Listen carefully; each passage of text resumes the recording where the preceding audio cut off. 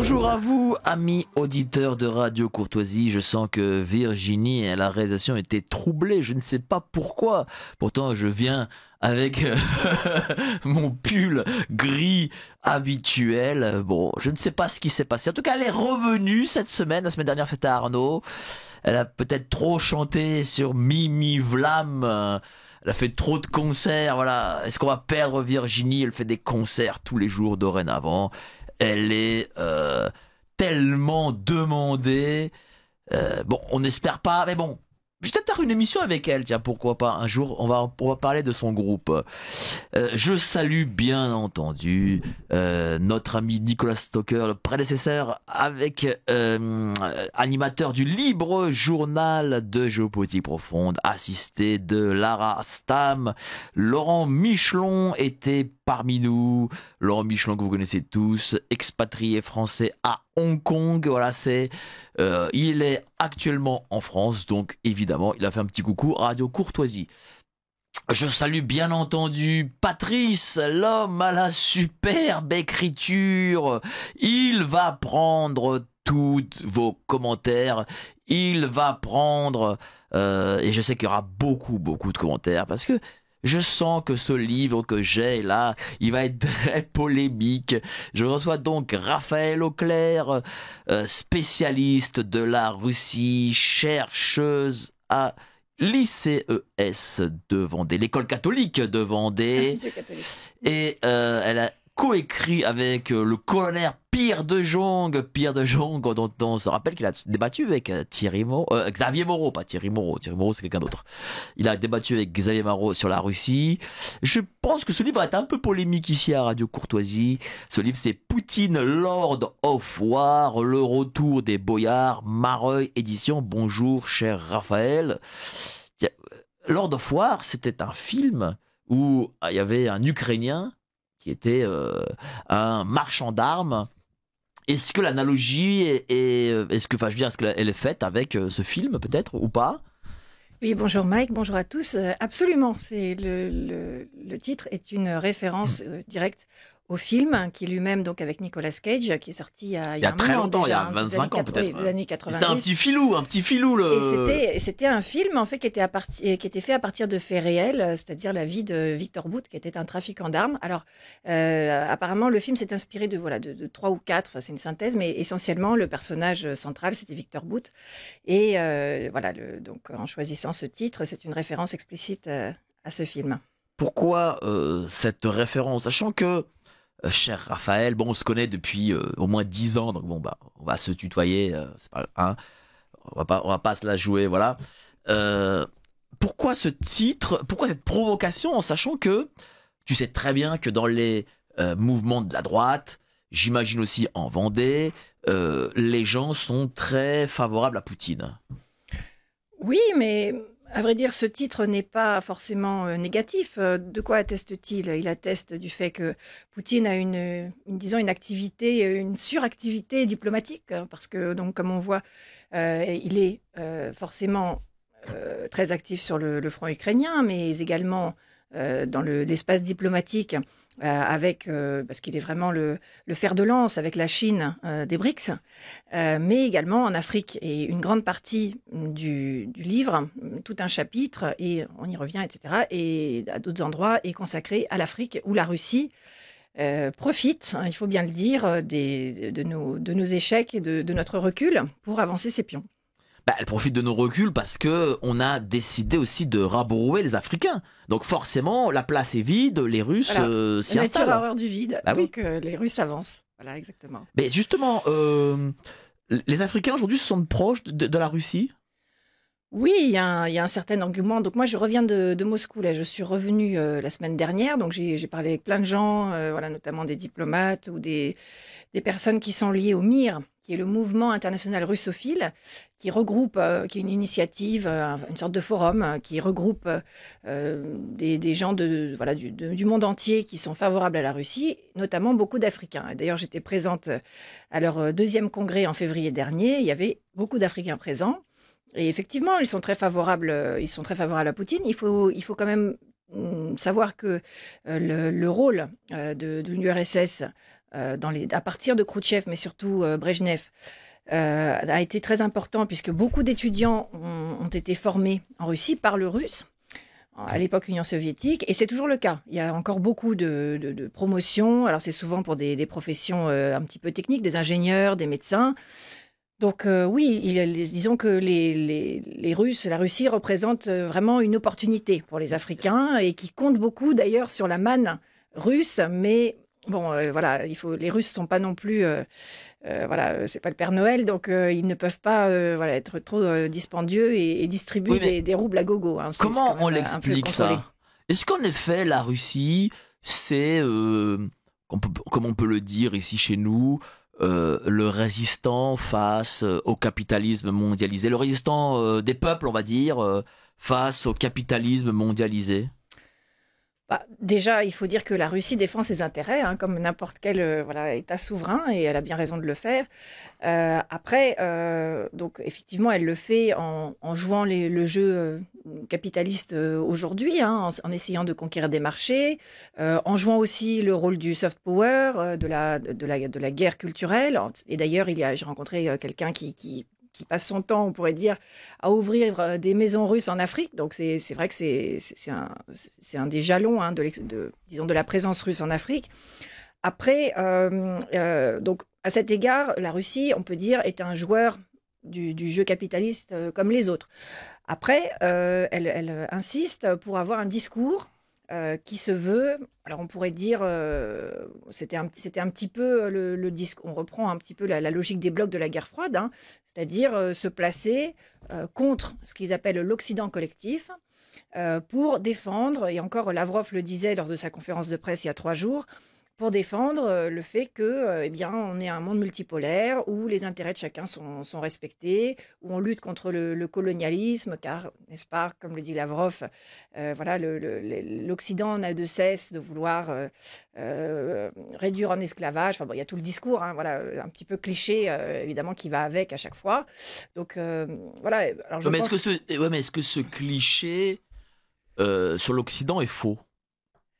Alors, en tout cas, je ne sais pas s'il est faux, mais en tout cas, il est très habile. Et d'ailleurs, à cet égard, on peut remarquer que les Russes font en Afrique exactement la même chose aux Occidentaux que ce que les Américains leur ont fait en Europe de l'Est.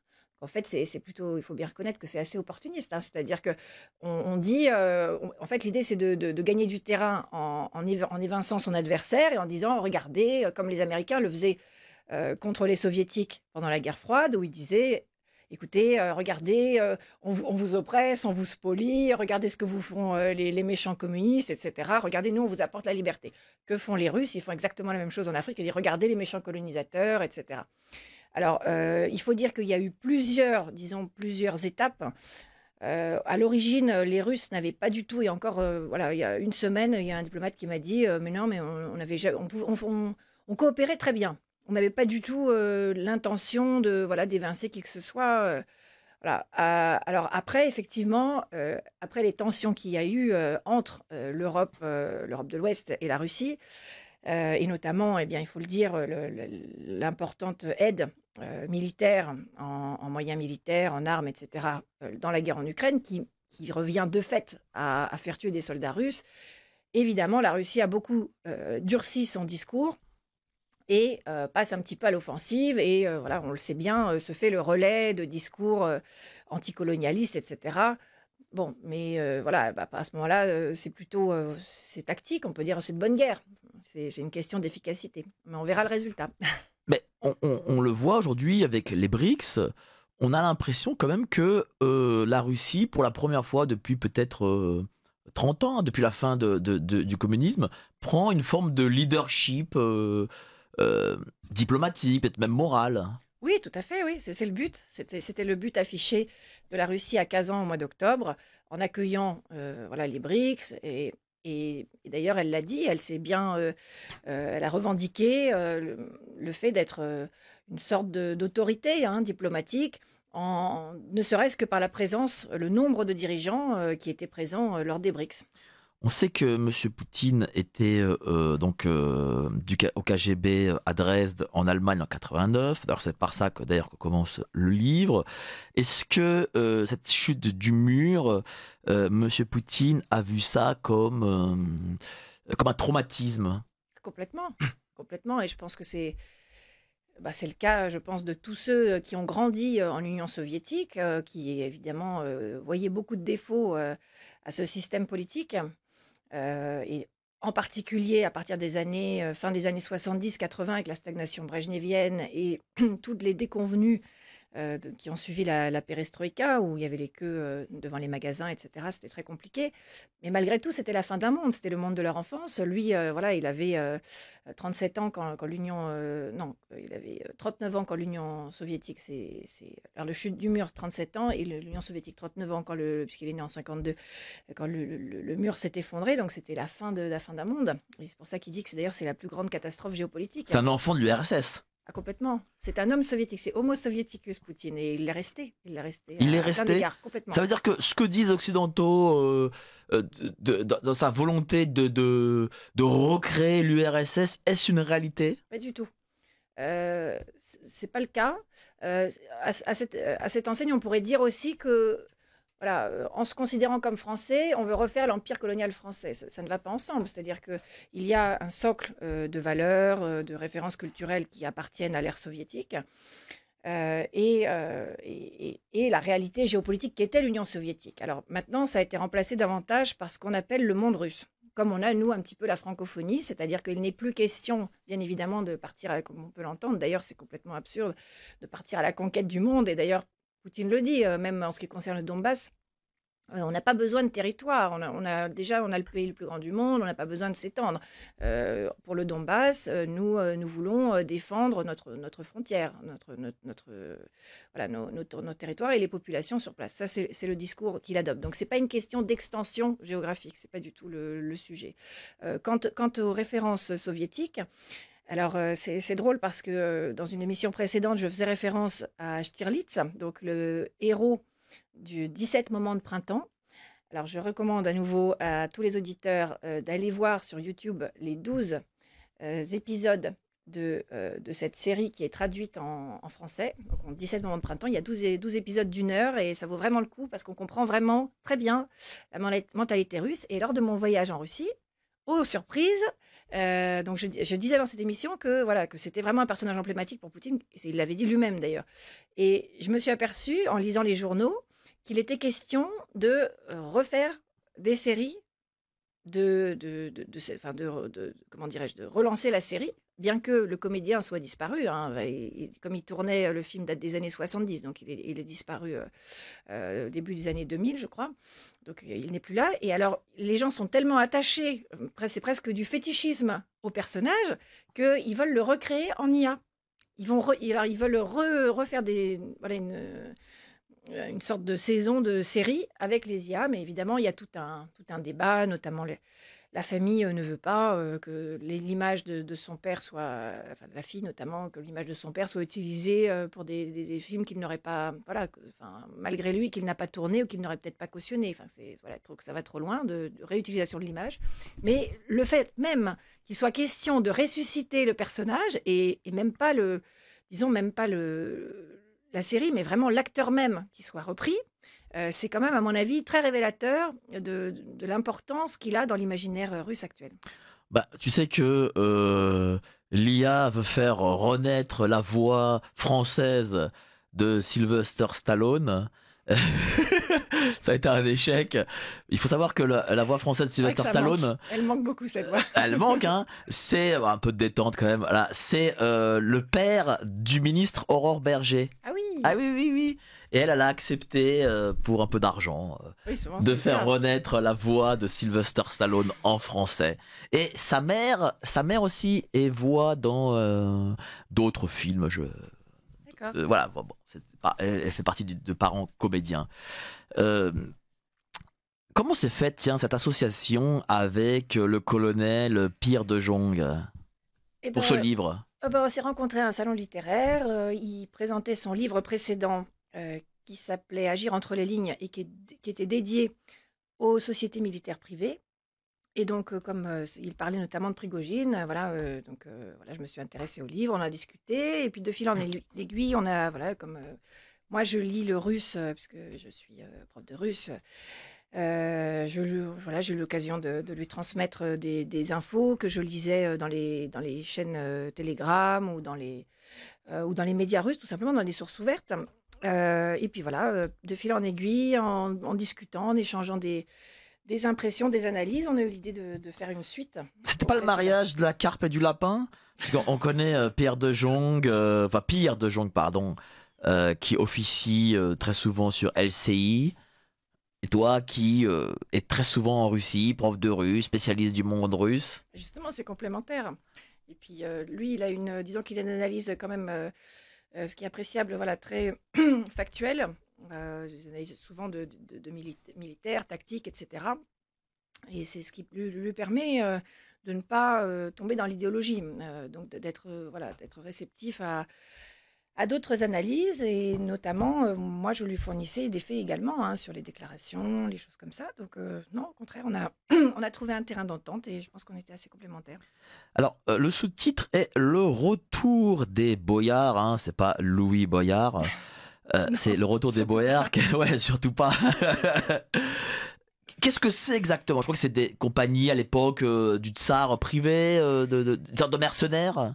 Oui, tout à fait. Alors en fait, les boyards, alors en russe, boy, ça veut dire le combat. Hein. Donc boyards, ce sont les combattants. C'était tout simplement les princes, hein, les seigneurs russes sous Ivan le Terrible. Dès une sorte de Moyen Âge russe et sous Ivan le Terrible, qui combattaient, qui avaient leur fief, etc. Et il se trouve qu'au bout d'un moment, ils ont pris une importance croissante, et notamment, donc, ils ont fait une sorte de fronde contre le tsar. Voilà. Et donc, on fait le parallèle avec Prigojine, j'imagine. Avec Prigojine, tout à fait, parce que lui aussi, et il n'était pas le seul. Donc, il y avait d'autres SMP. Les SMP, ce sont les sociétés militaires privées qui ont pullulé à partir des années 2010 en Russie et qui ont permis, d'une certaine manière, de pondérer le poids de l'armée russe en ayant d'autres relais de l'influence russe, notamment au Moyen-Orient. Ben oui, justement, comment se fait-il que, en début de guerre, on nous parlait très souvent justement de ces sociétés, dont Wagner, qui était la plus importante, qui avait une forme de leadership dans ces combats.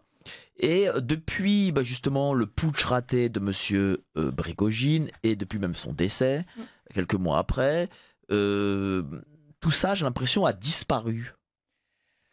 Alors non, c'est pas le cas du tout. Il y a toujours des Mais on SMP. n'en parle plus, c'est Oui, plus. on n'en parle plus et c'est normal parce que disons que les SMP, donc qu'elles soient Wagner, qui est un petit peu le prototype hein, de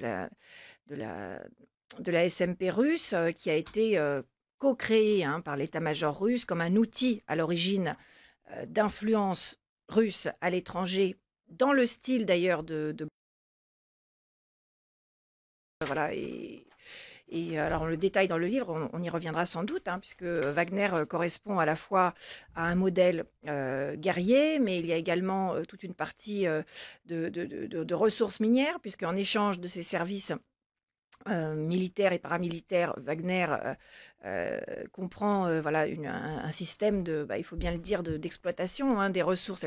Il se paye un petit peu en ressources, parce que souvent ce sont des pays parfois qui n'ont pas beaucoup d'argent, mais qui ont par contre beaucoup de ressources, comme c'est le cas de pays africains, ou comme ça a pu être le cas en Syrie, quand ils se payaient ils avaient une partie du rendement des puits de pétrole. Voilà, donc en échange de leur protection, ils pouvaient exploiter, enfin avoir une partie des bénéfices de l'exploitation du pétrole. Donc il y a une partie effectivement exploitation des ressources, une partie militaire, une partie qui s'occupe de ce qu'on appelle le catering, c'est-à-dire qui s'occupe de l'alimentation, parce que Prigojine était dans ce domaine et disons qu'il a profité du fait qu'il ait gagné du poids dans le paysage russe pour conquérir d'autres marchés. Alors lui, pour le coup, c'était vraiment un requin capitaliste. Hein, et puis c'était un virtuose. Hein, il était extrêmement fort pour développer les business. À sa mort d'ailleurs, on a compté plus d'une centaine, hein, même plusieurs centaines d'entreprises qui toutes dérivaient de Wagner. Voilà, donc c'est vraiment un modèle unique qui a fonctionné très bien et qui a servi de tête de pont pour l'influence russe en Afrique, au Proche-Orient et en Afrique surtout. Et cela a permis par la suite à d'autres SMP russes de prendre le relais.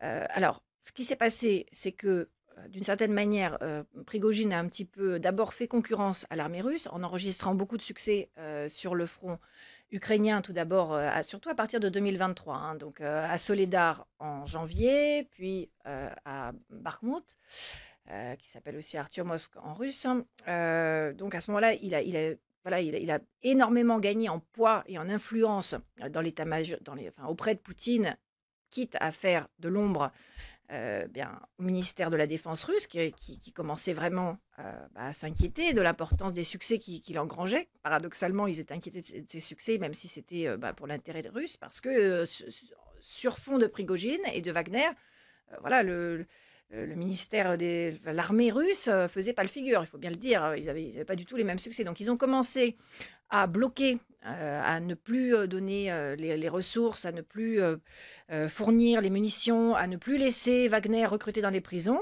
Et évidemment, après, à partir de là, Prigojine est devenu fou parce qu'il avait l'impression qu'on lui coupait les ailes, qu'on lui coupait les vivres. Et il l'avait dit une fois, il voyait ses soldats se faire tuer. Et donc voilà, c'est l'origine du putsch. Et d'ailleurs, pour l'anecdote, en fait, il est venu à l'origine du putsch, c'est que il est venu à Rostov parce que Chaïgou et Gerasimov y étaient.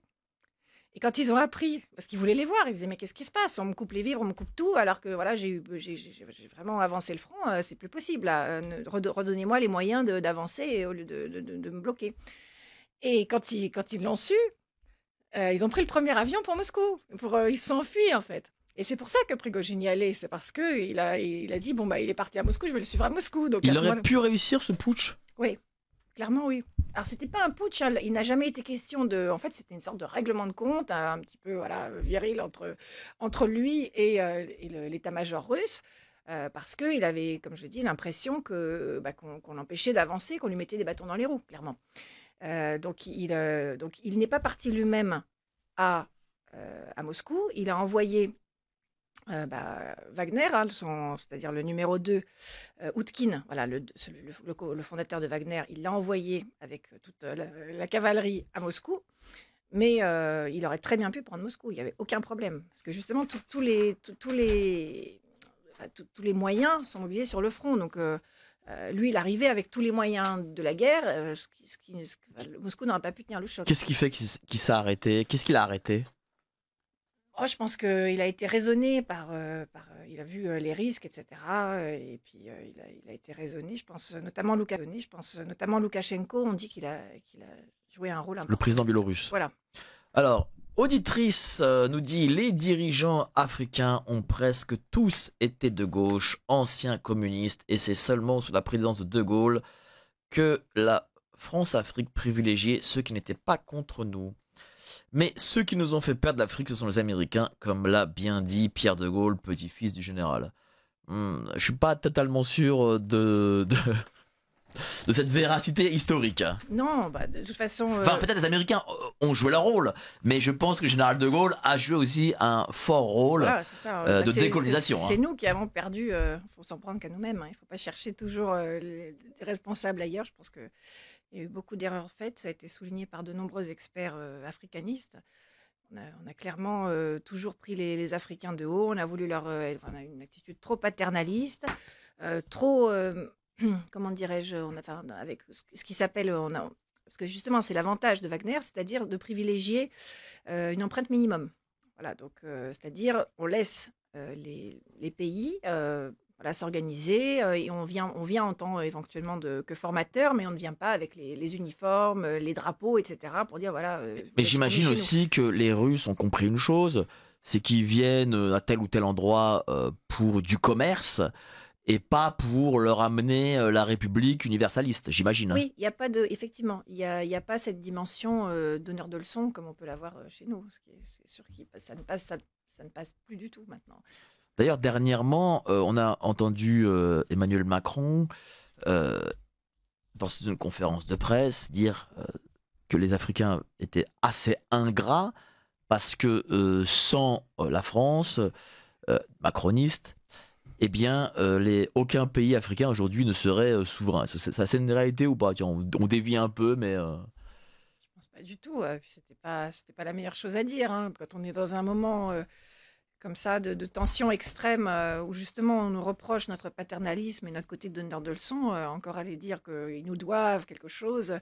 Je pense que c'était pas la meilleure chose à dire et le président du Sénégal a sauté sur l'occasion d'ailleurs, voilà, pour mais envoyer une volée de bois vert à la France.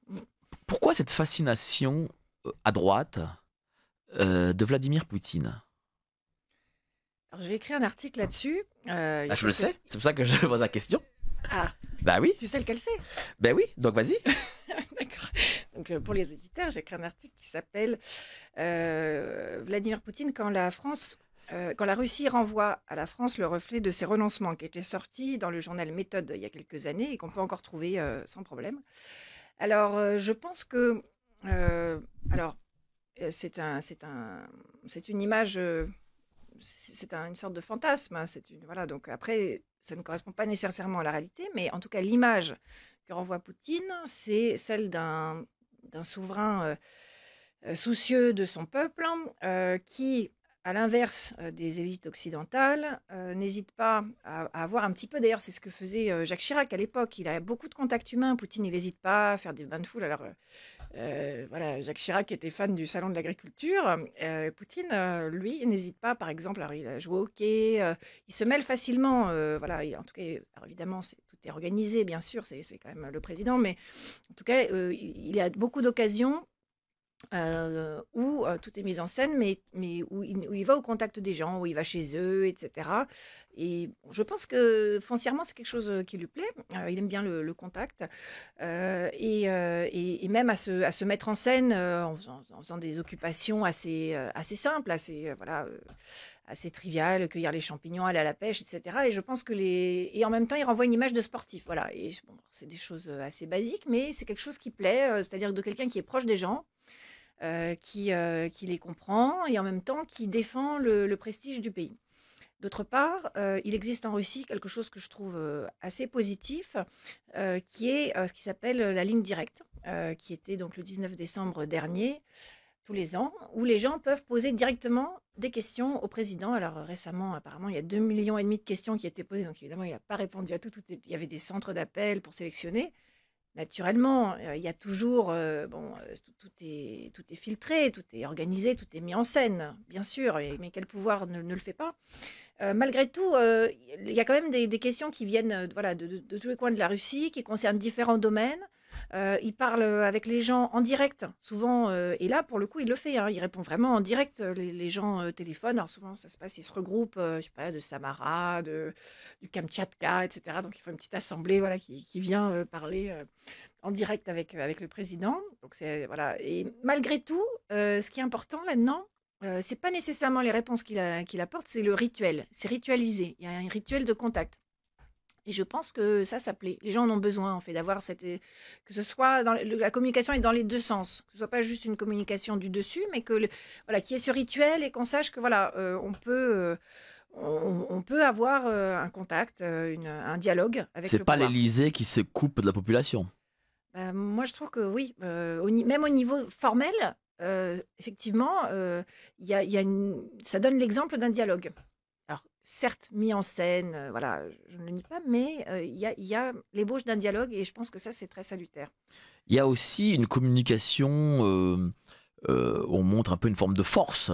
Est-ce que c'est une réalité? Est-ce que, en effet, voilà, Monsieur Poutine, c'est le souverain, comme on peut l'avoir en tête ici? Oui, oui, je pense qu'il incarne très bien. Alors, une image de monarque, je pense que c'est un point commun aux Russes aux Russes et aux Français, peut-être aux Polonais aussi d'ailleurs, tu dois savoir. Je pense que dans l'inconscient collectif, les Français comme les Russes sont foncièrement monarchistes. C'est-à-dire que, et d'ailleurs, la Ve République est conçue, tout le monde le dit, hein, je veux dire, c'est une autorité publique un petit peu comme une monarchie avec un exécutif fort, un souverain qui incarne, voilà, un souverain, un président hein, qui incarne voilà, le pouvoir, qui incarne le pays dans sa personne. Et d'ailleurs, c'est assez impressionnant quand on voit même les déplacements du président. Les gens sont. Enfin, moi, je l'ai observé une fois parce que j'étais à un endroit où il y avait eu un déplacement d'Emmanuel Macron. Et on remarque un recueillement très religieux, hein, que c'est quand même surprenant pour des gens qui ne sont pas nécessairement ses partisans, Pour mais Poutine, hein, pas pour Emmanuel Macron. si, pour Emmanuel Ah Macron. bon, d'accord. Je dis ça pour dire que les gens sont foncièrement, enfin, à mon sens, les Français et les Russes aussi, euh, ont une conscience, voilà, où on a besoin d'un souverain, on a besoin d'un chef. Et alors, Les gens sont très impressionnés, impressionnables. J'ai oui, des c'est vrai. amis de droite hein, qui ont, lorsqu'ils ont vu il y a quelque temps de cela François Hollande, Oui. ils lui ont pas dit Monsieur Hollande, vous avez été quand même un mauvais président. Ils lui ont demandé des photos. Oui. Ils lui ont demandé des photos. Donc ils ont fait des photos avec lui. Voilà, des amis des de types de droite, droite. en fait. Des types de droite. Et qui ne sont pas du tout d'accord avec ça. Pas du tout. Et ils ont vu Hollande, ils ont dit ah mais Monsieur le Président, venons faire. Mais je pense que ça aussi, ça signifie quelque chose de l'actuel peuple français. C'est que tant que les gens n'auront pas compris que les hommes et femmes politiques, s'ils voient pas une hostilité dans les yeux des gens, si vous êtes un mauvais président, bien sûr, hein, pas c'est un bon président. Eh bien, ils continueront dans la politique actuelle. Voilà. Lorsqu'un François Hollande voit des gars de droite, il dit ah, ben, je voudrais une photo avec vous, Monsieur le Président. Il se dit ah, ben, en fin de compte, j'étais pas si nul que ça en fait. Et ça, c'est le gros problème qu'on peut avoir. Alors, je peux comprendre que les gens soient impressionnés par Monsieur Poutine parce que Monsieur Poutine a une forme de stature, il est impressionnant. En tout cas, lorsque l'on voit, parce que tout est... on voit d'ailleurs dans la communication du Kremlin, lorsqu'il marche, là, ces longs corridors, enfin ces longs couloirs, on a un côté, on a l'impression qu'il y a un côté Louis XIV. Oui, il y a tout un aspect d'apparat. Au Kremlin, toutes sortes de salles, un nombre incalculable qui a été refait. Donc oui, il est tout à fait dans son palais. C'est bon, après, je trouve ça normal. Ça fait partie de l'apparat et de la prestance du souverain. C'est normal.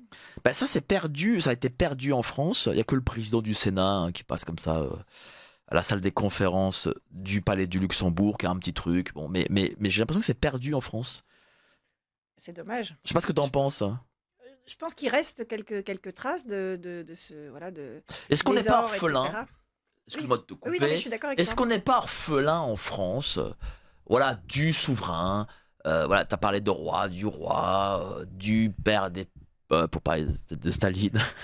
enfin, du patriarche. Je sais pas comment dire ça. Ah bah, je suis complètement d'accord. Et c'est pour ça, d'ailleurs, on retombe voilà, à l'origine de ta question. C'est pour ça, je pense que Poutine a tant de succès. C'est parce que justement, il incarne voilà, ce souverain, cette autorité suprême. Et ça manque, je pense. Est-ce que justement le retour du duo Trump-Poutine, c'est le retour des deux grands leaders mondiaux, si je puis dire? Oui, ils incarnent effectivement un État fort. Et je pense que les gens, enfin, les Français notamment, aiment l'État fort. C'est peut-être pas le cas de tous les peuples, mais je pense on a ça dans notre ADN. Tu as parlé d'apparat et de communication sur justement ce qu'il représente. Pourquoi? Est-ce que c'est que de la communication en fait? Est-ce que en réalité la réalité est tout autre? Alors je suivais, forcément, commence à faire quelques années que je suis l'actualité russe. Et effectivement, j'avais écrit un article sur les défilés du 9 mai, qui justement, alors là, c'est le paroxysme de tout cet apparat, de toute cette mise en scène avec la place rouge, le régiment immortel, etc., qui sont assez intéressants du reste, parce que c'est tout un processus mémoriel où comme vous savez, le régiment immortel, c'est quand chaque Russe amène le portrait de son ancêtre, grand-père, grand-mère, parents, s'il en reste, enfin, si c'est encore assez âgé, donc ils font un défilé avec ces portraits de personnes qui ont combattu pendant la Deuxième Guerre mondiale. C'est le 9 mai, ça s'appelle le Régiment immortel, et c'est pour rendre hommage aux vétérans ou aux combattants de la Deuxième Guerre mondiale, sachant qu'il y en a quand même, enfin, il y a eu 22 millions de morts lors de la Deuxième Guerre mondiale côté russe. Tous n'étaient pas des soldats, mais bon, il y en a eu un nombre énorme. Donc, effectivement, il y avait une énorme mise en scène. Et à l'époque, je m'inquiétais un peu parce que je trouvais justement que toute cette mise en scène de l'État fort, de l'État voilà, dans toute sa splendeur, était quand même vraiment tourné vers le passé. Alors, évidemment, les derniers événements depuis même 2014 et a fortiori depuis 2022 sont absolument tragiques. Mais en tout cas, au niveau symbolique, on peut noter que ça a eu au moins le mérite de tourner toute cette rhétorique et cette symbolique vers le passé, du passé vers le présent et l'avenir, puisque maintenant, bon, maintenant c'est un peuple combattant. Et d'ailleurs, lors des vœux du Nouvel An, Poutine a, comme il se doit, encore rendu hommage aux combattants, aux familles de combattants. D'ailleurs, il avait reçu des familles chez lui, à sa résidence privée, il a reçu des familles, donc les épouses, les enfants de soldats disparus. Donc évidemment, c'est un aspect clé, parce que bien sûr, pour des gens qui sacrifient leur vie, qui donnent leur vie, c'est bien normal de leur rendre hommage. Donc maintenant, en fait, avec tout comment dirais-je, cette attention qui est concentrée à la fois sur les combattants, les familles de combattants, eh bien, on peut dire que cet apparat se tourne à nouveau vers le présent et plus dans l'action, dans le présent et même le futur, avec tout ce qui est organisé pour la réinsertion, d'ailleurs, pour que tous ces combattants qui sont décorés, qui ont fait preuve de bravoure au front, soient promus, parce qu'il est question de faire un... Il y a tout un programme je crois que ça s'appelle le pays des héros ou un truc comme ça, enfin un nom un petit peu, voilà, un petit peu de com, quoi. Mais l'idée, en fait, est intéressante, c'est-à-dire vraiment de faire un renouvellement des élites, de promouvoir tous ceux qui se sont distingués au front, vraiment d'en faire des élites de demain, de leur donner des postes à responsabilité. Justement, tu viens de parler du 9 mai. Comment prennent les Russes, bon là on est un peu hors du livre, mais moi ça m'intéresse de le savoir, comment les Russes prennent justement le fait qu'en Occident, euh, peu de monde parle de la bataille de Berlin, de Stalingrad, de Leningrad, de Koursk, et plutôt mettent en avant le rôle des Américains, le débarquement. Euh, voilà, est-ce qu'il y a derrière ça, il n'y a pas une forme d'humiliation aussi, parce que tiens, on n'invite pas la Russie sur certaines commémorations. Oui, bien sûr. Oui, oui, les fois où Poutine n'était pas invité, les Russes étaient outrés. Ah oui, moi aussi. Enfin, je trouve ça scandaleux vu la contribution décisive qu'ils ont eue. On sait bien que sans l'opération Bagration à l'Est, il n'y aurait jamais eu de débarquement de Normandie, on le sait bien. Donc c'était absolument scandaleux de ne pas inviter la Russie. Mais je pense que, voilà, je le dis vraiment en tant qu'universitaire, voilà, de manière en regardant les faits. Je pense que ça fait plus de tort aux Européens, voilà, aux Européens de l'Ouest de ne pas inviter la Russie qu'aux Russes. Enfin, je trouve qu'ils font pas preuve de grandeur d'âme, quoi. Franchement, ils se compromettent en ne les invitant pas. Ils reconnaissent pas du tout. Mais c'est bien normal, parce que effectivement, tout l'ordre international actuel, en tout cas pour le moment, et c'est en train de changer, mais découle évidemment du nouvel ordre mondial qui a émergé de la fin de la Deuxième Guerre mondiale. Donc reconnaître l'importance, la décisive de la contribution soviétique à la victoire de 1945, c'est aussi reconnaître son autorité dans le monde actuel. Mais bon, évidemment, ça, actuellement, les Occidentaux ne souhaitent pas le faire. Justement, toi, tu as été récemment à Moscou. Qu'est-ce qu'ils disent de la France, les moscovites? Qu'est-ce qu'ils pensent de la France et de l'Occident?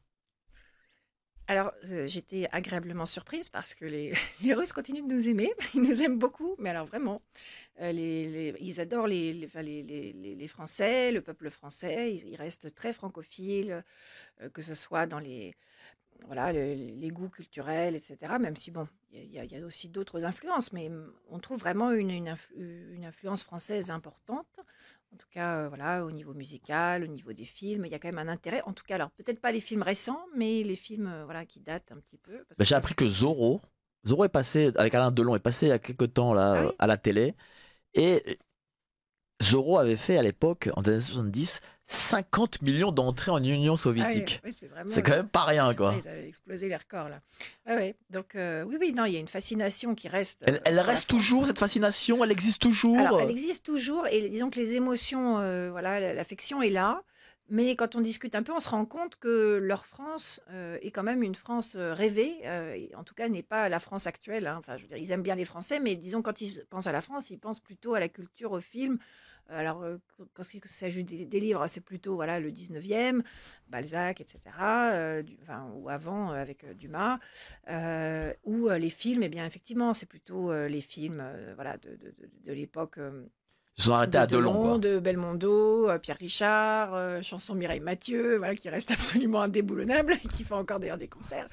mais elle n'en fait plus ici. Mais qu'est-ce qu'ils te disent justement sur l'attitude de la France récemment ce que dit par exemple les déclarations qu'a Macron très récentes. C'est ça que je trouve remarquable, c'est-à-dire que autant ils aiment encore culture et voilà les Français en général, autant évidemment ils peuvent pas encadrer, si je puis dire, les dirigeants. Alors là, pour le coup, ils ont aucun respect pour ce que représentent nos dirigeants, vraiment, parce que ils considèrent que nous n'avons plus de souveraineté, que les dirigeants ne sont pas autonomes, qu'ils sont à la remorque voilà, de l'OTAN, etc. Donc là, pour le coup, ils sont extrêmement durs à cet égard. Oui. C'est-à-dire quoi, ils ont une forme de déception en eux, un amour transi, si je puis dire. Non, mais disons qu'ils ne nous considèrent pas, ils pensent qu'on ne pèse rien. Ah bon? Qu'on ne pèse rien. C'est pas un peu qu'on ne pèse rien dans le monde actuel. Enfin, et alors, ils le considèrent un petit peu avec tristesse pour certains, avec indifférence pour d'autres, qui vont de l'avant et qui, voilà, qui se dirigent gaiement vers le nouveau monde tel qu'il est en train de se recomposer. Mais pour eux, la France ne pèse plus rien. C'est dur. C'est dur à entendre, mais malheureusement. Bon, qu'est-ce qu'ils ont dit exactement Ton pays ne pèse plus rien, c'est ça? Oui, ils peuvent. Alors, ils sont galants. Alors, en plus, j'avais eu de la chance, entre guillemets, parce que quand j'y étais allée en février, j'avais une émission qui était programmée, une émission talk-show, mais quand même avec sur une chaîne qui est assez quand même assez loyale, hein, puisqu'elle est rattachée au ministère de la Défense. Donc, c'est quand même une chaîne qui est très. C'est quelle chaîne, hein? Ça s'appelle Zvezda. D'accord. Donc, l'étoile. Et donc, c'est une chaîne qui est la chaîne du département de la Défense. Et je connaissais, voilà, j'avais fait la connaissance d'une productrice d'émission qui m'avait invitée. Et pile le jour où on avait prévu l'émission, le matin même, Macron avait annoncé qu'il voulait envoyer des soldats. Et alors, j'étais quand même en difficulté parce qu'il me demandait, mais vous vous rendez compte, vous trouvez ça bien, etc. Alors, je ne pouvais pas trouver ça bien, de toute évidence, et je ne pouvais pas non plus critiquer parce que je n'aime pas critiquer mon pays, voilà, de surcroît à l'étranger, voilà. Donc bon, j'ai un petit peu essayé de discuter, d'expliquer certaines choses en disant que c'était probablement des formateurs. Bon, Dieu merci, bon, il n'y a pas eu d'envoi officiel de troupes, donc voilà, on n'est pas allé jusque là, en tout cas pour l'instant, mais donc bon, mais c'est vrai que c'est compliqué, et à ce moment-là, c'est vrai que je me rappelle que pendant le talk-show, alors il y avait différents intervenants, il y avait d'autres observateurs, commentateurs qui étaient là, et donc certains étaient plus délicats, disaient oui, mais voilà, on n'oublie pas le rôle historique de la France, d'autres qui me rentraient dedans comme ça, voilà, qui me disaient mais c'est pas possible, vous vous rendez compte, vous faites tout ce qu'on vous dit, etc. Donc voilà, des fois c'était un peu tendu, mais c'est. Il n'en rate pas une, hein, celui-là. Macron n'en rate pas une. Alors, on va passer à la deuxième partie de la discussion, mais avant ça, le Bobino. Radio Courtoisie, la seule radio de la bande FM qui est libre et indépendante. C'est parce que nous n'avons pas de réclame, de publicité, d'annonceurs que nous pouvons être libres. Nous n'avons pas des grandes marques qui nous imposent des invités ou une forme d'information. Donc cette radio est la vôtre. Continuez à nous soutenir. Je suis avec Raphaël Auclair, enseignante, chercheur, l'ICES, l'école catholique de Vendée, prof de russe aussi. Elle a écrit l'excellentissime Poutine, Lord of War, Le retour des Boyards, Mareuil édition, chez nos amis de Mareuil édition, que je salue. Justement, lorsque Macron a annoncé que peut-être il enverrait des soldats en Ukraine, ça a été pris comment? C'était comme une blague pour eux? Pour eux, c'était comme un coup de poignard dans le dos. Parce que justement, Ouais. il y avait quand même justement tout ce passé d'amitié, d'alliance franco-russe. D'ailleurs, j'ai écrit aussi un article là-dessus, sur l'importance de la... Vas-y. Oui, Bah, vas-y, sur l'importance. Oui, non, mais donc sur le... T'es pas habitué à la radio, hein. Si. Mais donc, parce que les questions arrivent, là, j'ai l'impression qu'il y en a beaucoup. Ça a l'air... Il y aura plein de questions, voilà. Tu vas voir plein de questions. Vas-y, très bien. continue. Et donc il y a eu effectivement, donc il y a l'alliance franco-russe date depuis très longtemps, puisque si on remonte vraiment, elle date depuis le mariage d'Anne de Russie avec Henri Ier. C'était en 1053, donc voilà, beaucoup d'eau a coulé sous les ponts. Et d'ailleurs, il faut quand même rappeler que donc de leur union. Sont nés 4 enfants, mais par la suite, ils ont donné 43. 43 sont leurs descendants, 43 Français, donc bon, c'était quand même décisif dans notre histoire. Mais bon, ça c'est un peu lointain. Toujours est-il qu'il y a quand même cette alliance franco-russe qui est ancienne et à la fois très présente dans les mémoires et dans les cœurs. Comme je le disais, hein, les Russes restent toujours très francophiles.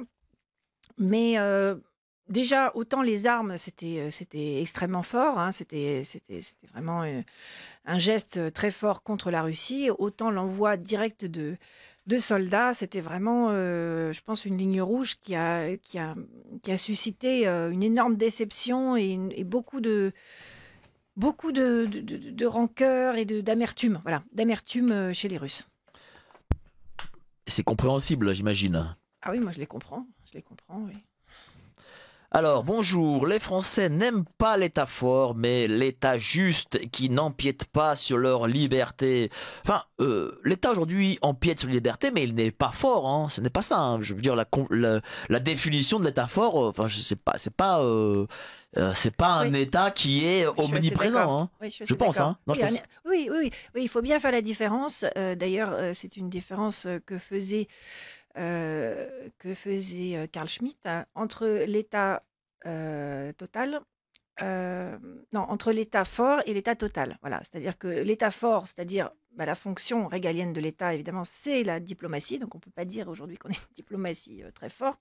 Et puis, effectivement, aussi l'autorité de l'État sur le territoire, qui est aussi malheureusement souvent malmenée et remise en question. Avec les problèmes de sécurité que nous connaissons. Mais il faut différencier l'État fort de l'État total. C'est-à-dire l'État total, c'est-à-dire qui intervient dans tous les domaines. Et là, on a plutôt un État total. Alors après, il y a aussi l'État totalitaire, c'est encore un degré supplémentaire, mais nous, on a plus un État total qui va vous expliquer combien de fruits vous devez manger par jour. Clairement. Alors, comme vous parlez de monarchie, n'oubliez pas, on fait une petite annonce... n'oubliez pas de venir nombreux demain matin à la chapelle expiatoire pour honorer la mémoire de Louis XVI en présence de notre roi légitime Louis XX. Merci à votre invité. Je crois aussi qu'il se passerait quelque chose évidemment le mardi 21, forcément. Oui, c'est l'anniversaire. Je ne comprends pas le titre du livre. Oh là là, c'est Dimitri. Le retour des boyards, des féodaux contre lesquels Ivan IV, le terrible, a lutté avec les oprichniki. Alors, réponds à Dimitri, que je salue aussi. Alors, déjà, pour, disons... il n'est pas content. Hein. Pour donner une confirmation, non mais on va lui expliquer.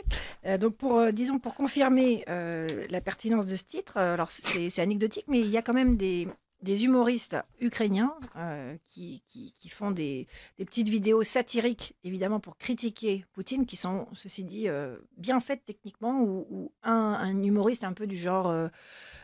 Yves Lecoq ou Nicolas Canteloup est capable d'imiter absolument à la perfection, que ce soit Kadyrov, que ce soit Poutine, tous les ministres. Il est vraiment très très doué, c'est un très bon imitateur. Et il fait des mises en scène où justement il raille le pouvoir russe. Et il faut dire qu'il en a fait une récemment où Poutine est en Ivan le Terrible et les autres, enfin toutes sortes de personnages, notamment ses ministres, notamment Medvedev, sont en boyard. Donc la comparaison, voilà, a été trouvée pertinente par d'autres personnes. Bon, tout simplement, si disons la comparaison n'est pas claire, c'est simple. Donc on a donc l'image du roi avec Poutine, avec le ministère des Armées, ministère de la Défense russe, qui a été, d'une certaine manière, un petit peu concurrencé par les boyards qui étaient. Alors aujourd'hui, c'est les MSMP, c'est-à-dire les sociétés militaires privées, dont Wagner, mais il y en a encore toute une autre pléiade, qui ont exercé une sorte disons, ils avaient un certain pouvoir militaire qu'ils ont construit de manière voilà, financière, économique, avec des soutiens de l'État même, et qui, à un moment donné, lors de la fronde de Prigojine en juin 2023, ont remis en question l'autorité, non pas de Poutine, mais du ministère de la Défense. Voilà tout simplement la comparaison. Alors, justement, concernant Prigojine, on me dit, mais Prigojine n'a pas essayé de faire un putsch en Russie. C'est plutôt un mouvement d'humeur. Il faut rappeler que les Russes sont présents en Afrique depuis plusieurs années. La Russie a envoyé même récemment des céréales au Burkina Faso notamment. L'Ukraine fournit des armes, surtout des drones et des conseillers à des groupes djihadistes, notamment au Mali. Donc c'est un mouvement d'humeur, Oui, Prigojine ? oui, complètement. On pourrait dire un peu grossièrement, il a pété les plombs, quoi, parce que alors c'est un personnage aussi, c'est quelqu'un d'extrêmement expansif, exubérant, voilà, qui a un peu ses sautes d'humeur. Et comme je l'ai expliqué précédemment, il s'est trouvé dans une situation très inconfortable où il ne pouvait plus avancer, il n'avait plus le soutien de l'État comme il l'avait depuis le début. Et à ce moment-là, il comprenait pas, en fait. Il comprenait pas qu'on l'empêche d'avancer. Est-ce que ça lui a coûté la vie ? Je pense que on ne sait pas, on n'a pas le fin mot et on ne saura jamais vraiment ce qui s'est passé dans l'avion, mais très certainement son tempérament incontrôlable et surtout, il faut dire, le fait qu'il ait l'oreille. Hein. Il a eu pendant très longtemps l'oreille du président. Ils avaient une relation extrêmement voilà, forte, de confiance entre les deux. Ils ont très bien compris qu'ils avaient besoin l'un de l'autre pour mener à bien leur projet. Et je pense que ça a suscité beaucoup de jalousie dans d'autres parts du pouvoir. Alors, on va revenir sur le livre. Donc, il a été au KGB. Comment expliquer cette arrivée au pouvoir alors que il n'était pas le favori à l'époque?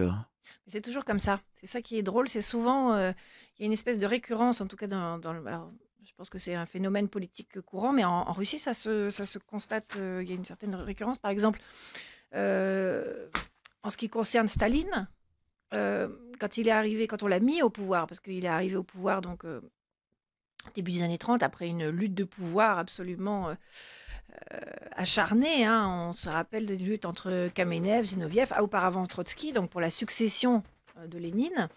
Et finalement, Staline, c'était un petit peu un compromis. On se disait, de toute façon, Staline s'est toujours revendiqué, même après d'ailleurs, comme étant l'élève de Lénine, etc. Donc on se disait, on va pouvoir en faire ce qu'on veut. Et c'était le cas aussi pour Poutine, hein, qui payait pas de mine, qui était disons, un fonctionnaire discipliné, obéissant, qui avait fait preuve toujours de loyauté, qui s'était illustré, hein, comme on le voit dans le livre, à Dresde, lorsque, au moment de la chute du mur, certains opposants aux communistes avaient voulu mettre à sac.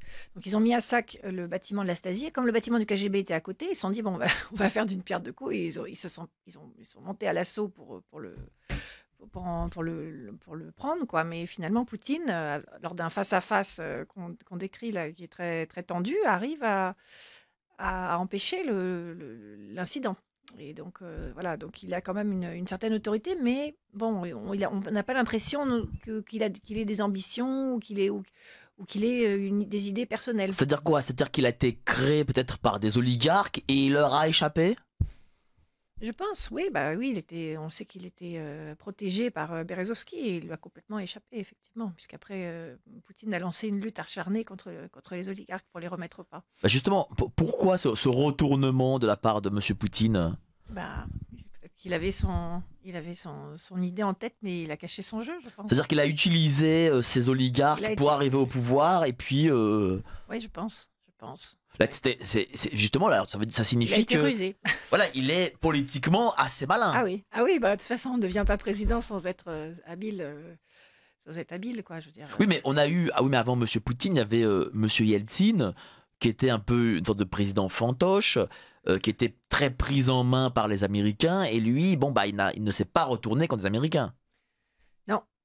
Et alors c'est vrai que dans les deux cas, effectivement, il y a une forme de loyauté. C'est-à-dire qu'il a été, voilà, sa candidature a été soutenue par les Américains. Il ne s'est pas retourné contre eux. Il a fait plus ou moins ce que les Américains voulaient. Poutine, c'est pareil. Il a été mis en place par Elstine et il a protégé ce qu'on appelle la famille. Donc il a veillé toujours. Ça faisait partie du sorte de pacte qu'ils avaient fait, que la famille Elstine soit à l'abri, ne soit jamais inquiétée, et il a tenu parole. Et d'ailleurs, à cet égard, je pense que l'expérience de Eltsine a marqué Poutine de manière très forte. Dans C'est-à-dire quel qu'il sens? il a vu ce qui se passait lorsque l'on essayait d'avoir une attitude conciliante. Ça s'appelait la convergence à l'époque. C'était l'idée que finalement, après tout, le modèle communiste et libéral pouvait peut-être se rencontrer avec des intérêts communs, voilà, dans la suite de la perestroïka, mais en fait, il a vécu ce qu'on appelait d'ailleurs les 90 sanglantes. Nous, on parle 30 glorieuses, voilà, les 20 pleureuses, et là, pour les Russes, c'était les 90 sanglantes parce que c'était une période effroyable, hein, avec enfin, des tragédies à la fois personnelles, familiales, sociales, des gens qui n'étaient plus payés, qui étaient dans la misère. Donc, disons il a vu ce que pouvait être voilà, le fait de s'en remettre aux Américains, de connaître le capitalisme sauvage, pardon, et je pense qu'il s'est dit plus jamais. Plus jamais, et c'est là qu'on voit en 2007, à discours de Munich, voilà, il décide de mettre un terme en tout cas de ne plus suivre l'unilatéralisme américain et de faire la voie russe. Voilà. Bah justement, qu'ont pensé les Américains à son arrivée au pouvoir? Euh, Ils ont vu une sorte de continuité de Yeltsin? Au début, je pense que ils avaient, disons, ils ont essayé déjà de le jauger, de voir ses intentions, et je pense qu'ils ont trouvé face à eux quelqu'un d'assez ouvert à la coopération. D'ailleurs, Poutine raconte dans son interview à Tucker Carlson que quand Bill Clinton était venu le voir, donc au tout début de son mandat, Poutine avait proposé que la Russie adhère à l'OTAN. Ce qui peut paraître un petit peu voilà, osé, saugrenu. Mais Clinton aurait dit « Ah oui, c'est une bonne idée, etc. Laisse-moi en parler à mes conseillers. » Et puis finalement, évidemment, il avait rejeté l'idée. Voilà, donc il y avait quand même des gestes assez forts d'ouverture de la part de Poutine. Mais en tout cas, c'est la façon dont lui, il a vécu. Il a considéré que, voilà, au bout de plusieurs tentatives, et puis 2007, le clash. Voilà. Ah non, Si, non, si, non, si, alors, si. je vais pas dire le. Excuse-moi, parce qu'on a Radio Courtoisie.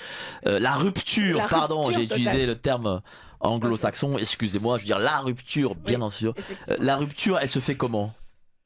Avec Hormis ce discours de Munich. alors donc il y a ce discours qui marque effectivement un tournant. Ensuite, effectivement, les États-Unis. Alors bon, ça marque le tournant, mais disons que c'est comme tout hein, dans l'histoire, il y a un temps de latence. C'est-à-dire, il se passe quelque chose et avant qu'on voit les effets, ça prend toujours un peu de temps parce que malgré tout, en 2008, on est encore donc avec Hillary Clinton, Obama. Donc il est question de reset button. Donc ils appuient sur le bouton de rechargement, de relancer la relation. Donc bon. Donc, Poutine, sans doute, à ce moment-là, espère avoir été entendu et espère que cette relance se fera sur des termes voilà, qui sont plus, disons, respectueux des intérêts russes. Mais comme on a vu, très vite, voilà, il comprend qu'il n'a pas du tout été reçu. En tout cas, ses intentions, c'est-à-dire que les États-Unis accélèrent l'intégration des pays de l'ancien bloc, notamment Géorgie, Ukraine. Et donc, ils les mettent à l'ordre du jour pour les intégrer à l'OTAN, à l'Union. Ils les mettent comme pays candidats à l'OTAN, l'Ukraine et la Géorgie. Donc voilà, les choses se corsent à ce moment-là. Ben, ce discours de 2007 est quand même excessivement courageux. On sait ce qui se passe lorsque vous dites non aux Américains. On voit les révolutions que les Américains provoquent, les ONG type Open Society, etc., des George Soros et compagnie. Il fallait en avoir, si je puis dire, à ce moment-là, en 2007, créer cette rupture. Oui, c'était osé de sa part. Mais je pense que pour en arriver là, il a dû considérer qu'il y avait, entre guillemets, rien à attendre de cette relation et que de toute façon, les intérêts russes ne seraient pas entendus. Mais c'est vrai que c'est très fort, c'est vraiment une rupture. Comment expliquer justement le fait que les États-Unis continuent dans cette guerre froide? Eux considèrent qu'ils défendent leurs intérêts. Ils ne peuvent pas. De toute façon, les États sont des organismes vivants, donc ils ont besoin toujours de. Oui, mais la Russie n'aurait pas pu être un partenaire pour les Américains ou pour l'Europe même. On sait que les Allemands doivent leur croissance économique par le gaz russe. Évidemment, ça aurait été l'idéal, hein, d'avoir une sorte de co-développement, d'ère de prospérité. Alors, pour avoir eu l'occasion lors des conférences de côtoyer des conseillers de l'administration américaine ou des membres de think tanks américains, je sais que certains sont extrêmement favorables à des initiatives comme tu parles, mais c'est pas le cas de tous, malheureusement. Et malheureusement, du coup, ça amène vers la guerre. Oui. Cette guerre, elle s'arrêtera cette année avec peut-être l'arrivée de Donald Trump? Très, très difficile à dire. Clairement, je ne pense pas que cette guerre va se terminer par des négociations. Elle va se terminer sur le champ de bataille. Alors certains disent qu'elle va se terminer par un procès du genre à la Nuremberg entre vainqueurs et vaincus. Donc bon, ça c'est pas la perspective la plus optimiste.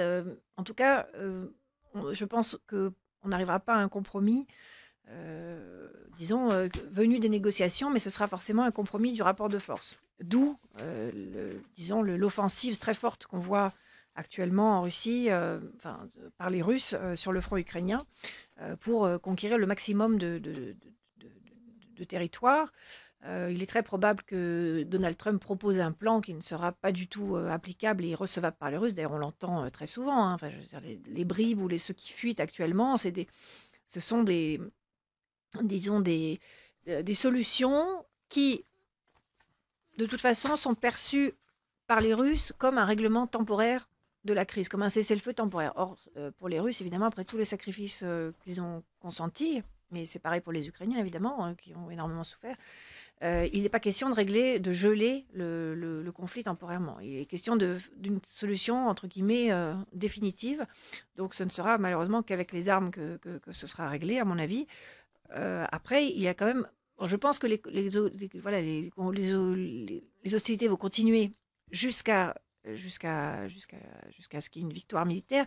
Mais il faut quand même vraiment tenir compte du fait que les Ukrainiens sont en grande difficulté par manque humain. C'est-à-dire qu'il y a quand même énormément de pertes et les Ukrainiens désertent massivement. D'ailleurs, on a vu ce qui s'est passé avec le bataillon de Kiev qui a été formé en France, dont beaucoup ont déserté, soit en France, soit sur place. Donc, ça c'est quand même révélateur du moral des troupes. Donc, il y a quand même ce facteur qui est, à mon avis, qui peut qui laisse la porte ouverte à un arrêt des hostilités. Ils auraient mieux fait d'être formés par le bataillon belge. Ils n'auraient peut-être pas déserté. Alors, Commentaire d'auditeur. La politique des États-Unis vis-à-vis de la Russie doit être comprise sur le très long terme, car avant même l'agression américaine contre l'Espagne en 1898, la stratégie définie et écrite par l'amiral Mahan, qui sera le principal conseiller de Theodore Roosevelt, prévoyait d'isoler cet immense pays-continent qui était le principal obstacle à leur domination par les mers. C'est donc plus de 20 ans avant la révolution communiste que la Russie était la cible des Américains, comme l'Europe de l'Ouest était un concurrent colonial à éliminer. Il faut toujours aussi rappeler que Yalta résultait du désir de sécurité à l'Ouest après les invasions de Napoléon, de Guillaume II en 1914, puis de Hitler. On comprend Staline même si l'on n'a jamais aimé le totalitarisme. Le pacte de Varsovie n'a été créé que 6 ans après l'OTAN et non pas le contraire comme la propagande voudrait le faire croire. C'est encore la sécurité de la Russie qui est la cause réelle de la guerre actuelle face à l'obsession imbécile des anglo-saxons qui n'admettent pas la fin de leur monde unipolaire. Qu'est-ce que tu penses de ce long commentaire de notre ami auditeur de Radio Courtoisie? Je partage évidemment l'affirmation selon laquelle il faut voir les pays dans le temps long. Effectivement, il y a toujours eu un antagonisme entre États-Unis, en tout cas depuis facilement la Deuxième Guerre mondiale, et même les années 30 et la Deuxième Guerre mondiale, il y a un antagonisme entre États-Unis et l'Union soviétique, qui sont les deux rivaux. Oui, effectivement. Et après, il y a eu cette escalade entre pacte de Varsovie et OTAN. Oui, ça a été, disons que les deux blocs se sont formés l'un contre l'autre pour dominer en fait la situation. Oui, c'est exact. Est-ce que M. Poutine est soutenu dans cette guerre contre l'Ukraine Par qui? Par sa population? Tout dépend. Je pense que la population veut surtout que la guerre cesse, parce que comme toute population, voilà, elle n'aime pas envoyer ses fils ni pleurer ses Oui, morts. mais est-ce qu'il la sente juste? Qu'est-ce qu'ils t'ont dit quand tu as été dernièrement à Moscou? Alors, disons que lorsque je parle à des personnages qui ont des personnes qui ont des responsabilités, forcément ils sont engagés et ils me disent sincèrement, hein, mais évidemment aussi en raison de leur statut que voilà, ils trouvent cette guerre tout à fait légitime. Mais beaucoup disent que la guerre en fait aurait dû être commencée plus tôt. Non pas en 2022, mais en 2014. À ce moment-là, l'Ukraine n'aurait pas été aussi armée et surtout les populations auraient accueilli la Russie de manière très différente. D'ailleurs, c'est ce qui m'a beaucoup surprise en fait lors de mon dernier séjour, c'est que beaucoup, on n'imagine pas le nombre de décideurs russes qui sont à des postes clés, que ce soit dans les médias, des commentateurs, cette productrice d'émission que je connais, des diplomates qui sont ukrainiens.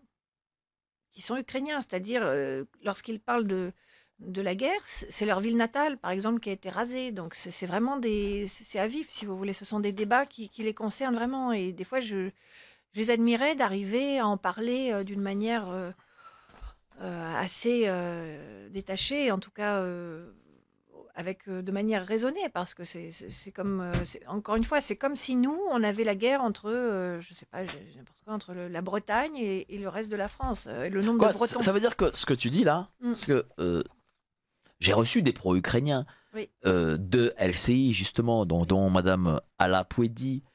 Pour elle, il y a l'Ukrainien, voilà, c'est un peuple, et c'est une ethnie, et il y a le russe qui est encore autre chose. Non, c'est faux. C'est faux pour toi? C'est pas pour moi. Historiquement, c'est le même peuple. C'est le même peuple, point. Et d'ailleurs, un des diplomates me disait, je suis venu, alors lui, il venait de Kharkov, je suis venu de Kharkov pour faire mes études à Moscou, et je me sentais comme un provincial. Je me sentais je me sentais complètement russe. J'avais l'impression de venir à ma capitale. Voilà, donc c'est un peuple c'est le même peuple, c'est le même Qu'est-ce qui les ethnie. différencie? Et d'ailleurs, c'est très important aussi, une chose qu'on m'a dite, c'est qui m'a beaucoup marqué, c'est-à-dire que maintenant, on arrive au décompte de 1 million de victimes de la guerre. Et, et les Russes ont d'autant plus intérêt à faire cesser cette guerre que pour eux, les 1 million de victimes, donc aux côtés russes et ukrainiens, ensemble, pour eux, c'est comme si c'était que leurs pertes, en fait. C'était que les leurs qui étaient morts. C'est 1 million de leur peuple. Alors, pas forcément voilà, en intégralité, mais disons que pour eux, c'est pas ceux qui étaient le plus remontés contre la Russie, mais pour eux, c'est vraiment comme s'ils avaient perdu presque 1 million de leur peuple. Donc, il y a une grande colère chez eux. Après, alors, je nuance, effectivement, à l'origine, c'est un peuple commun, Après, il faut bien reconnaître, et d'ailleurs, même le président Poutine le reconnaît, qu'il y a eu l'indépendance ukrainienne, que l'État ukrainien existe, et ça, d'ailleurs, il ne l'a jamais remis en cause, et qu'il existe, voilà, un État ukrainien avec un peuple ukrainien qui est dans les frontières du peuple ukrainien. Mais il faut bien reconnaître qu'à l'origine, quand on reprend dans l'histoire, je veux dire, il suffit d'ouvrir un livre d'histoire, ceux qui disent le contraire ne connaissent pas l'histoire ou sont de mauvaise foi. Je veux dire, c'est un même peuple, voilà. Alors, bonjour. L'incident du Koursk a-t-il joué dans la décision de Poutine vis-à-vis des Occidentaux? Bonne année et merci, Radio Courtoisie. Alors, je ne vois pas de quoi il parle, l'incident du Koursk. Bah ça remonte. C'est Ouais, le sous-marin, oui. Ah oui, c'est ça, oui. Ah oui, j'avais oublié. C'est le sous-marin, oui. Alors, est-ce que ça a joué dans l'opinion vis-à-vis des Occidentaux? Oui, dans la décision de Poutine vis-à-vis des Occidentaux. Est-ce que cette cassure aussi commence à partir de ce moment-là? C'est-à-dire qu'on ne connaît pas le fin mot de l'histoire, hein. On ne sait pas du tout pourquoi ils ne sont pas remontés. Donc, si on était sûr que c'était, disons, les Occidentaux qui avaient torpillé le cours, effectivement, ils pourraient en concevoir de l'amertume. Mais bon, je ne pense pas qu'on ait la réponse. On ne sait pas si ce n'est pas un accident, si c'est pas. Donc, moi, je n'ai pas la réponse pour répondre à cette question. Bonjour Madame Auclair, bonjour cher Mike. Madame Auclair pourrait-elle tirer au clair? Oh, bah, c'est pas mal. On l'avait jamais fait. On a... On a des auditeurs qui ont une forme d'imagination. Ouais. L'opposition de Navalny, soi-disant pas très claire. Auriez-vous quelques lumières pour nous éclairer sur ce dissident? Bonne fin d'émission, amitié. Alors, le dossier Navalny est assez touffu, assez complexe. Donc, Navalny s'est érigé comme dissident officiel. Donc, à l'origine, il a été poursuivi en Russie pour des questions de malversation, hein, de détournement de fonds, notamment avec l'entreprise Yves Rocher. Donc, c'était pour des raisons tout à fait... C'est qu'il n'avait pas payé ses impôts, en fait. Donc, après, on a dit que c'était des persécutions, etc. Mais l'origine de ces condamnations a été fiscale. Voilà. Alors, après, effectivement... En plus, il faut le faire, parce qu'en Russie, on paye peu d'impôts. Hein. Oui, c'est vrai. Donc là, c'est vraiment, si on veut frauder fiscalement, c'est que vraiment, on a envie de payer zéro. Je crois qu'il y avait quand même des sommes conséquentes. Voilà, bon. Alors, ça, c'est une chose. Après, c'est vrai qu'il a eu disons qu'il s'est fait le porte-parole, voilà, de la lutte contre la corruption. Donc, et de la critique de Poutine. Alors, bon, je dispose pas des informations, mais certains prétendent que voilà, il était à la solde des renseignements. Alors, certains disent donc occidentaux, soit les Américains, soit les Britanniques. Bon, ça ne reste des supputations. Mais toujours est-il que voilà, il a pris ce rôle de grande critique de Poutine. Je pense quand même que voilà, la dernière condamnation dont il avait fait l'objet, je crois que c'était 19 ans, était extrêmement disproportionnée et c'était une erreur. Et je pense que là, c'est un petit peu la machine étatique russe qui s'est emballée et je trouve qu'il n'aurait pas dû être condamné, ne serait-ce que par souci d'efficacité, parce que disons que c'était tellement injuste de le condamner. Là, clairement, on voyait que c'était pour ses opinions politiques, que d'une certaine manière, ça se retournait contre l'État russe, parce qu'il apparaissait comme clairement injuste. Donc, c'était pas du tout une bonne chose. Voilà, en ce qui concerne sa disparition, voilà, qui est toujours triste comme quand un homme meurt. Paraît-il que c'est dû au Covid. Voilà. Voilà. Mais bon, il est évident qu'il était dans des conditions. Enfin, il y a eu des rumeurs là-dessus, mais clairement, effectivement, s'il n'avait pas été en, en détention dans ces conditions extrêmement dures, ça ne serait pas arrivé. C'est un personnage assez trouble, hein, comme souvent, des fois, certains personnages politiques dont on ne sait pas exactement pour qui il joue, mais en tout cas, il a occupé une place importante du débat, dans les débats russes, mais je pense, disons que on a eu tendance un peu à en faire voilà, un martyr, un héros en Occident, mais qui ne correspondait quand même pas à la réalité de son combat. Il faut dire que il a eu des positions très changeantes, hein. C'est-à-dire que, par exemple, au début de sa carrière politique, il critiquait, il avait des paroles extrêmement dures contre les Juifs et les Géorgiens, donc il avait une position xénophobe, clairement, affichée. Voilà. Après, il s'est lancé dans cette lutte contre la corruption et cette lutte contre Poutine, mais c'est pas un personnage, c'est pas un chevalier blanc, voilà, uniforme et homogène comme il a été présenté ici. C'est quand même une figure extrêmement trouble. Comment on pourrait définir politiquement Vladimir Poutine? De droite, de gauche, du centre? Certains me disent c'est un centriste. C'est un souverainiste, partisan de l'État fort. C'est un homme soviétique, donc on l'a dit auparavant, donc qui a grandi dans le culte du patriotisme, du service de l'État. C'est ça vraiment son ADN politique. Est-ce qu'il a une forme de modération? Est-ce qu'il est modéré? Est-ce que si demain il venait à quitter le pouvoir, on aurait en Russie, je sais pas, quelqu'un de peut-être de beaucoup plus belliqueux? Est-ce que justement c'est une chance d'avoir Poutine plutôt que... Est-ce que ça pourrait être pire? Voilà, est-ce que on pourrait avoir à l'époque il y avait un Jirinovski, est-ce qu'on pourrait avoir un profil comme celui-là? Jirinovski, c'était un petit peu le Le Pen russe, c'était voilà. un agitateur public qui...